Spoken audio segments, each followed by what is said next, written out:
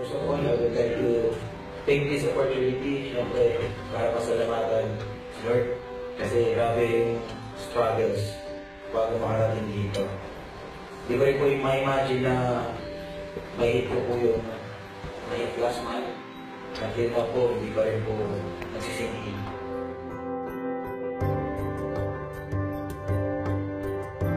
Una ko lang po ginawa is nakinig po ako talaga sa mga mentors ko. Simple-simple lang po. Ako po kasi yung tipo ng tao na talagang pagka mayroong resulta yung nagsasalita, talagang nag-yes na po ako, no questions asked. Ginagal ko po yung duda sa isip ko, sa puso ko po, I do it all the way po. As in, all the way po talaga, 24/7.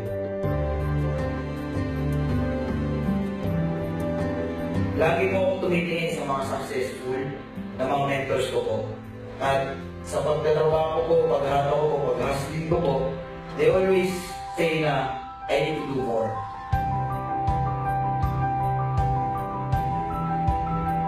Isa sa mga mabisa ko po strategies, hindi ko kinukumpara yung sarili ko sa iba. Kaya ko ng N-word, hindi na po kinukumpara yung sarili niya sa iba. Dapat po, tumitingin lang po tayo sa salamin. Ganun lang po yung ginagawa ko po.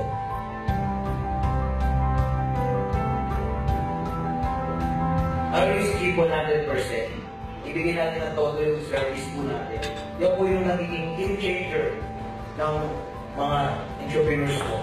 I work hard, work smart.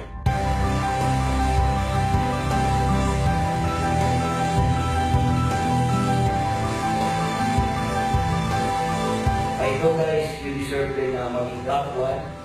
And sana ho, nakatulog po ako, nakapag-inspire po ako.